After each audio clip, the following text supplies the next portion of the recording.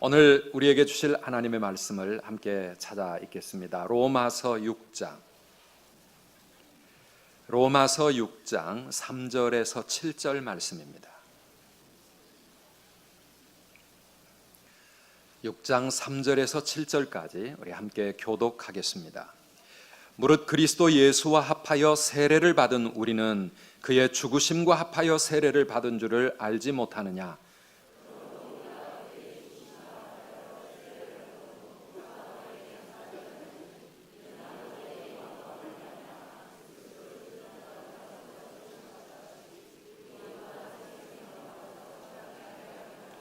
만일 우리가 그의 죽으심과 같은 모양으로 연합한 자가 되었으면 또한 그의 부활과 같은 모양으로 연합한 자도 되리라.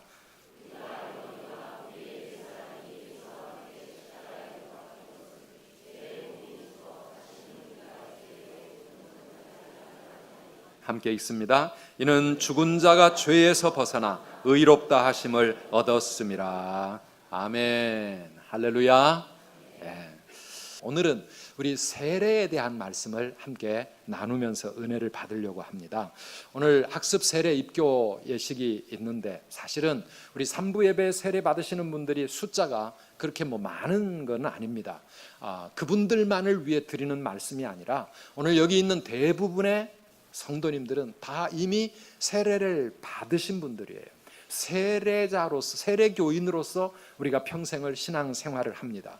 또 오늘 학습 받으시는 분들도 학습이 끝이 아니고 학습은 뭐냐? 세례받기로 내가 준비해서 열심히 학습하겠습니다. 그 세례를 위한 약속의 단계고요. 입교는 뭡니까? 어릴 때 내가 받은 세례, 이제는 나의 신앙으로 고백하며 내가 하나님 앞에 내 삶을 맡깁니다. 그래서 결국은 우리 교회는 세례 공동체라 이렇게 말할 수가 있습니다. 그런데 많은 분들이 세례가 무엇인지 그 의미를 잊어버리고 살아갑니다. 저도 중학교 3학년 때 세례를 받았습니다. 그런데 생각이 하나도 안 납니다. 그때 어떤 마음가짐으로 어떻게 세례를 받았는지 생각이 안 나요. 아마 다 잊어버린 것 같아요. 많은 분들이 그럴 거예요. 그래서 다른 분들이 세례를 받는 이 세례 예식이 있을 때 다시 한번 내가 받은 세례의 의미가 무엇인지, 내가 세례 받은 자로서 어떻게 살아야 될 것인지 세례의 삶을 살아가기로 새롭게 결단하는 그런 기회가 되어야 될 줄 믿습니다. 그래서 오늘 말씀은 우리 모든 성도님들을 위한 말씀입니다. 세례가 무엇입니까? 세례는 내가 이제 땅의 백성으로 살지 않고 하늘의 백성으로 살아가겠습니다. 이것을 고백하면서 그 표시로 받는 것이 세례라고 말할 수가 있습니다. 이 세례에는 적어도 두 가지 중요한 의미가 들어 있습니다. 하나는 씻음의 의미입니다. 죄 씻음, 하나님 앞에 회개하고 죄 용서를 받고 이제는 내가 거룩한 하나님의 백성이 되었습니다. 회개의 결단을 가지고 받는 것이 세례입니다. 그래서 우리 교회는 물을 머리에 뿌려드림으로 하나님의 그 죄 사함의 의미를 살리고 있습니다. 이 물은 예수님의 십자가에 흘려주신 보혈을 상징할 겁니다. 그래서 이 주님의 보혈과 성령의 물 씻음으로 말미암아 내 모든 죄가 다 이제는 씻어지고 하늘의 백성이 되었습니다. 그 고백입니다. 그런데 또 세례의 또 다른 의미는 연합의 의미가 있습니다. 그리스도와 내가 연합하는 것입니다. 이것을 강조하는 교단에서는 침례를 줍니다. 그래서 물속에 아예 쑥 들어가서 나는 죽고 다시 물 위로 솟아나면서 내가 살아났습니다. 이런 의미로 침례를 베풉니다. 물로 뿌려서 주는 세례는 주님의 보혈을 더 강조하고 있다고 하면 침례는 주님의 십자가를 더 강조하고 있는 것이고, 강조점은 좀 다르고 방법은 다르지만 세례는 그런 점에서 똑같은 의미를 가진 상징적인 의식이라고 말할 수 있습니다. 그런데 그 의식이 담고 있는 의미를 우리가 붙잡지를 못하면 이거는 그냥 뭔지 모르고 한번 넘어가는 이벤트에 불과하고 말 것입니다. 오늘 우리가 읽은 로마서 6장에 있는 이 말씀은 세례의 연합이라고 하는 의미를 많이 강조하고 있습니다. 세례는 예수 그리스도와의 연합이라 하는 것입니다. 그래서 오늘 우리 세례 받는 분들뿐만 아니라 우리 모든 성도님들이 다 그리스도와 연합되는 그런 세례 성도들로서 살아가시게 되기를 축복합니다. 세례를 받는다고 하는 것은 예수님과 연합되는 것인데요, 그 첫 번째 의미는 무엇입니까? 그리스도의 죽으심과 연합해서 내가 죽는다고 하는 그런 의식이 바로 세례입니다. 오늘 본문의 3절과 4절 상반절까지 다시 한번 읽어보시겠습니까? 무릇 그리스도와 예수와 합하여 세례를 받은 우리는 그의 죽으심과 합하여 세례를 받은 줄을 알지 못하느냐. 그러므로 우리가 그의 죽으심과 합하여 세례를 받음으로 그와 함께 장사되었나니.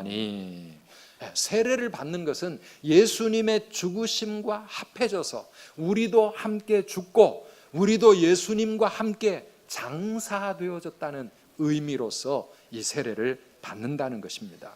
그래서 세례를 받는 게 뭡니까? 옛사람이 죽었다, 나의 옛사람은 이제 죽었습니다, 이 고백이 바로 세례입니다. 옛사람이 죽었다는 것은 다른 말로 말하면 나는 이제 죄에 대해서는 죽은 사람입니다, 그런 뜻입니다. 여러분, 죄에 대해서 죽었다는 게 뭘까요? 죄에 대해서는 나는 이제 끝났습니다, 그 말이죠.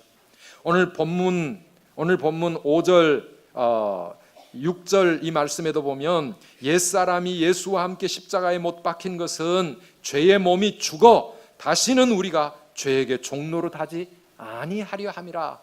6절에 그렇게 말씀하고 있습니다. 더 내려가 보면 11절에는 이렇게 또 말씀합니다. 11절 같이 읽어보실까요? 이와 같이 너희도 너희 자신을 죄에 대하여는 죽은 자요 그리스도 예수 안에서 하나님께 대하여는 살아있는 자로 여길지어다. 아멘. 죄에 대해서는 죽었다, 죄에 대해서는 나는 이제 끝이다. 죽은 자는 감각이 없습니다.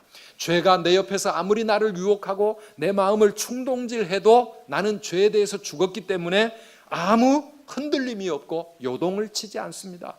죄에 대해서 나는 이제는 자유하다, 그 말입니다. 세례를 받는다는 것은 나의 옛사람이 죽었다는 표시요, 죄에 대해서는 이제 나는 아무 흔들림이 없습니다, 그런 의미인데요, 여러분, 우리는 정말 그렇게 살아가고 있습니까? 세례를 받았을 때는 나의 옛사람이 죽었을 텐데 시간이 흘러가면서 다시 슬슬 옛사람이 살아나서 죄의 유혹을 받을 때마다 흔들리기 시작하라고 내 삶에서 죄악된 삶이 다시 반복되고 있다고 하면 오늘 이 세례 예식을 함께 참여하면서 하나님 앞에서 새 사람으로 옛사람이 죽어지는 그런 귀한 시간이 되기를 바랍니다. 골로새서 3장 5절 6절 말씀입니다. 같이 읽어봅시다. 그러므로 땅에 있는 지체를 죽이라. 곧 음란과 부정과 사욕과 악한 정욕과 탐심이니 탐심은 우상 숭배니라. 이것들로 말미암아 하나님의 진노가 임하느니라. 아멘. 우리의 삶에, 우리의 마음에 하나님의 진노가 임하는 이유가 무엇인가? 아직도 땅에 있는 지체, 땅에 속한 나의 삶의 그 모습들이 죽어지지 않았기 때문이라는 것입니다. 온갖 더러운 것들과 죄악들이 내 마음과 내 삶에 나타나기 시작하므로 하나님의 진노가 나에게 임하고 있다. 오늘 우리의 삶을 돌아보면서 다시 한번 내 자신을 살펴보아야 될 줄 믿습니다. 교회가 시끄러워지는 이유가 무엇입니까? 우리 교회가 시끄럽다는 게 아니라 지금 남의 교회 이야기하는 겁니다. 시끄러운 교회, 그 교회는 보면은 죽어 있어야 될 우리의 옛 자아가 살아서 움직이고 살아서 교회를 돌아다니다 보니까 교회가 시끄러운 거예요. 목장이 힘들어지고 우리 남전도회, 여전도회 공동체마다 문제가 생긴다면 그 근본 원인이 뭡니까? 다 죽어야 할 내가 살아나 있기 때문에 그런 것 아니겠습니까? 가정에서도 마찬가지입니다. 내가 죽으면 큰 소리 날 일이 없을 텐데, 그런데 내가 살아서 혈기가 나오고 목소리가 커집니다. 죽은 자는 말이 없습니다. 부부간에도 또 부모와 자녀 사이에도 우리가 내가 죽는다 생각을 하면 그러면 가정이 화평할 수 있고 가정이 살아날 수 있을 텐데 사랑하는 여러분, 우리 예수님은 십자가에 못 박혀 죽으셨습니다. 아멘이십니까? 예수님은 십자가의 죽으심으로 나를 살려주셨습니다. 이것이 하나님의 방법입니다. 내가 죽음으로 다른 사람을 살리는 것, 이것이 십자가고 이것이 바로 하나님의 방법입니다. 내가 죽을 때 남편이 살아나고 아내가 살아날 수 있고, 내가 죽으면 내 자녀들이 살아날 수 있고, 내가 죽을 때 우리 부모가 살아날 수 있고, 하나님께 나와서 구원을 얻을 수가 있는데, 가정에서 내가 죽지 못해서 다른 사람들이 살 수 없는 그런 삶을 때때로 우리가 살아갑니다. 이 말씀을 들으면서 우리 마음속에 무슨 생각이 드러납니까? 아니요, 목사님, 죽어야 될 사람은 내가 아니라 바로 그 인간입니다. 그 인간이 죽어야 가정이 평안해질 거예요. 그런데 사랑하는 여러분, 하나님은 그렇게 말씀하시지 않습니다. 우리가 죽어야, 내가 죽어야 다른 사람이 살아날 수 있다라고 하는 것입니다. 우리 다시 한번 이 세례 예식을 통해서 내가 죽는 시간이 되시기를 주님의 이름으로 축복합니다. 예수님이 십자가에 못 박히실 때 나는 주님과 함께 이미 죽었다는 것입니다. 주님이 무덤에 장사 지내질 때 나의 옛사람이 함께 장사되었다라고 하는 것입니다. 이렇게 되어지는 것이, 그렇게 되어질 때 세례받은 자로서 우리가 살아갈 수 있는데, 우리가 덜 죽어서 아직도 혈기가 남아있고, 아직도 고집이 남아있고, 아직도 교만한 마음이 남아있고, 자존심이 살아있고, 아직도 욕심이 나를 힘들게 만들고 있다면, 오늘 아직 살아있는 나의 옛사람을 우리는 십자가에 못 박아야 합니다. 갈라디아 5장 24절 말씀입니다. 그리스도 예수의 사람들은 육체와 함께 그 정욕과 탐심을 십자가에 못 박았느니라. 십자가에 못 박았느니라. 죽었다 그 말입니다. 요즘도 있는지 모르겠지만은, 옛날에 길거리에 가다 보면은 그 마켓 앞에, 이 상점 앞에 동전을 하나 넣으면 두더지를 때려잡는 그런 게임기가 있었습니다. 그래서 동전을 넣고 나면은 방망이를 가지고 딱 긴장을 하고 기다리면은 이 두더지가 여기저기서 고개를 쳐들고 일어납니다. 언제 어디서 나타날지 모르는 이 두더지를, 이 몽둥이를 가지고 내려치면 꽥꽥 하면서 다시 속으로 쑥쑥 들어갑니다. 우리 안에, 우리의 마음과 우리의 삶 가운데 이 못된 두더지들이 아직도 살아있어가지고 혈기가 나오고, 교만이 나오고, 욕심이 나오고, 다른 사람 미워하는 마음이 나오고, 시기와 질투가 나오고, 하나님이 기뻐하시지 않는 이러한 죄악된 옛 자아가 꿈틀꿈틀 살아나고 있다고 하면, 오늘 우리 하나님 앞에 다시 회개하면서 십자가에 나를 못 박는 그런 예배의 시간이 되어야 할 줄 믿습니다. 우리 인천에 며칠 전에 아주 끔찍한 사건이 발생했습니다. 17살 난 소녀가, 여잔데 8살짜리 초등학생을 자기 집에 데리고 와서 아이를 목 졸라 죽이고, 그 다음에 그 시체를 식칼 가지고 다 훼손을 해가지고 그것을 아파트 물탱크에다가 올려놓는. 근데 어제 어느 모임에 갔더니 바로 우리 성도님이 살고 있는 그 아파트, 그 건물에서 그런 무서운 일이 일어났다고 하는 이야기를 들었습니다. 정말 갈수록 무서운 세상입니다. 어떻게 이런 일이 일어날 수 있습니까? 여러분, 우리 어릴 때부터, 그리고 조금씩 내 마음에 이 못된 두더지가 고개를 들기 시작할 때부터 이걸 바로 잡아야 되는데, 내가 죽어야 되는데, 내가 죽지 않으면 언제 무서운 흉악한 두더지가 돼가지고 세상을 설치고 다닐지 알 수가 없습니다. 우리 자녀들, 요즘 자라나는 아이들 어릴 때부터 열심히 사람 죽이고 때려잡는 게임을 하면서 그렇게 자라나고 있어. 그래, 이게 얼마나 무서운 일이고 끔찍한 일인지에 대한 그런 의식이 별로 없어요. 얼마나 안타까운 일인지 모르는데, 사랑하는 여러분, 오늘 이 말씀을 통해서 우리와 우리의 자녀들이 정말 세례 받은 자답게 내가 죽고 나의 옛사람이 죽고 십자가에 못 박히는 그런 삶을 살아야 될 줄 믿습니다. 우리 한번 고백합시다. 나는 죽었습니다. 나는 죽은 사람입니다. 나 십자가에 못 박혔습니다. 나는 이미 장사됐습니다. 아멘이십니까? 우리가 그런 마음가짐 가지고 살아가야 돼.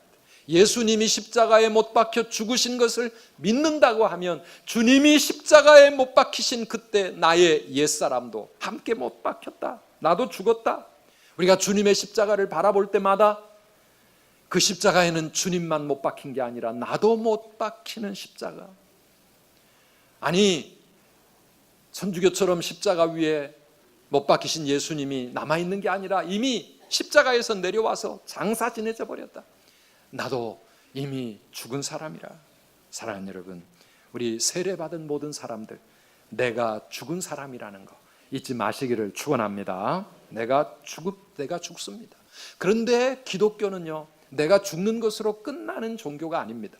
예수님이 십자가에 못 박혀 죽고 장사 지내셨지만 그게 끝이 아니고 다시 부활하여 살아나신 것처럼 오늘 우리도 그렇게 나의 옛사람이 죽고 끝이 아니고 하나님의 은혜로 말미암아 예수님이 부활하신 그 부활과 합하여져서 우리도 새 생명으로 다시 살아나게 된 줄 믿습니다. 이게 세례의 또 다른 의미라고 하는 것이죠. 4절 말씀입니다. 4절 함께 읽어보겠습니다. 그러므로 우리가 그의 죽으심과 합하여 세례를 받음으로 그와 함께 장사되었나니 이는 아버지의 영광으로 말미암아 그리스도를 죽은 자 가운데서 살리심과 같이 우리로 또한 새 생명 가운데서 행하게 하려 하심이라. 아멘. 세례는 주님의 죽으심과 합하여 내가 죽은 것이고 주님의 부활과 합하여 내가 다시 살아났는데 다시 살아날 때는 새 생명으로 살아났다, 그런 말씀입니다.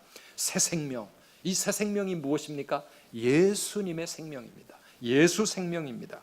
갈라디아 2장 20절 말씀 우리가 잘 압니다. 내가 그리스도와 함께 십자가에 못 박혔나니 그런즉 이제는 내가 사는 것이 아니요 오직 내 안에 누가 사십니까?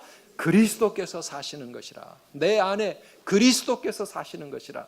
이제 내가 육체 가운데 사는 것은 나를 사랑하사 나를 위하여 자기 자신을 버리신 하나님의 아들을 믿는 믿음 안에서 사는 것이라. 내 안에 예수님이 사시기 때문에 이제는 곽수관으로 살아가는 것이 아니라 곽예수로 산다, 그 말입니다. 작은 예수로 살아가는 삶, 이게 우리가 세례받은 성도의 삶이라고 하는 것입니다. 사랑하는 여러분, 우리가 2017년도에 우리 교회의 표어를 날마다 새롭게 되어 세상을 변화시키는 교회, 고린도후서 5장 17절 말씀을 우리가 1년 동안 붙잡고 갈 성구로 붙잡지 않았습니까? 함께 읽어보실까요? 그런즉 누구든지 그리스도 안에 있으면 새로운 피조물이라. 이전 것은 지나갔으니 보라 새 것이 되었도다. 아멘. 이전 것, 나의 옛사람, 죄의 그 모든 삶 지나가 버리고 이제는 새 삶이, New Creation, 새로운 창조가 내 안에 이루어지게 되었는데 그게 바로 예수 생명이라는 겁니다.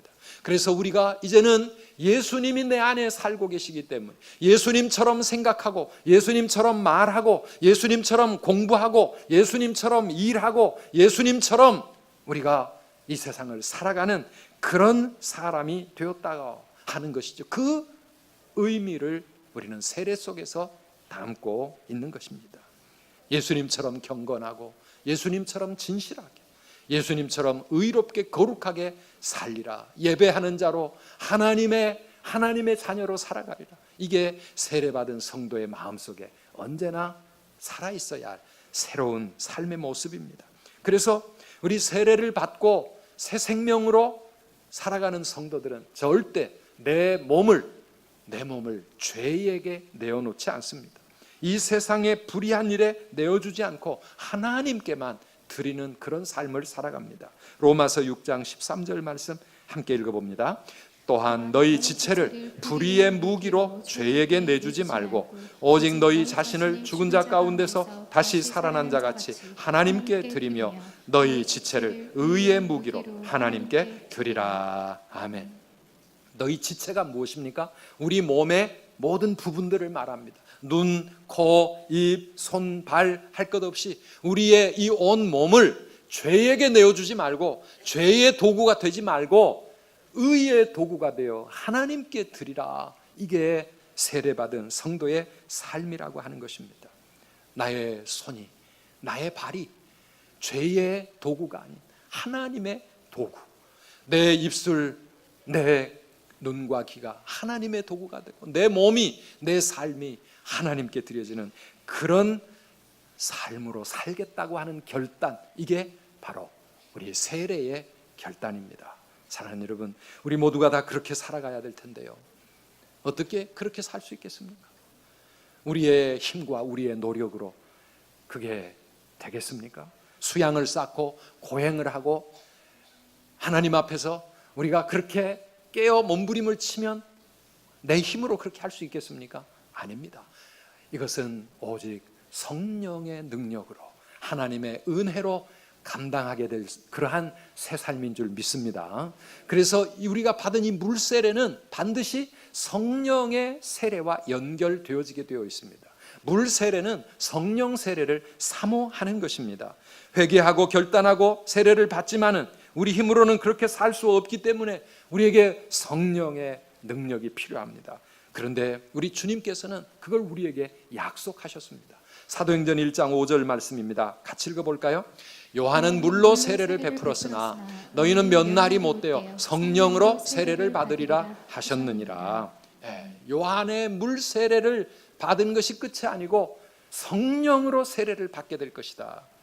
사랑하는 여러분, 초대교회 성도들이요, 세례를 받은 사람들로서 예수님과 함께 3년 동안이나 제자 훈련을 받았습니다. 예수님을 바로 곁에서 그렇게 함께 살면서 3년 동안이나 쫓아다녔지만 여전히 그들은 땅의 삶을 살고 있었습니다. 예수님이 십자가에 못 박혀 가시는 그 길을 가면서도 누가 더 높은 자리에 올라가야 될까 그들은 서로 다투고 싸웠습니다. 그리고 예수님이 십자가에 못 박힐 때는 다 무서워서 도망치고 말았습니다.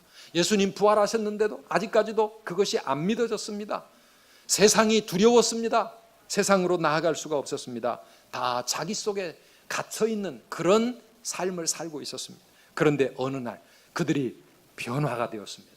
그들이 세상을 박차고 나왔습니다. 죽음을 두려워하지 않고 세상을 무서워하지 않고 예수님의 증인이 되었고, 칼이 목에 들어와도 나는 하나님께 순종하며 살아가는 사람이다, 순교를 두려워하지 않고 사명자로 살게 되었습니다. 왜 이런 변화가 일어났습니까? 성령을 받았기 때문입니다. 아멘이십니까? 성령이 그들에게 임할 때 그들은 놀라운 하늘의 백성으로 변화되어 갔습니다. 사랑하는 여러분, 우리가 사모해야 될 진정한 세례자의 삶이 바로 그런 것 아니겠습니까? 사도 바울은 그가 예수님 만나 성령으로 충만해지기 전에 폭행하는 사람이었습니다.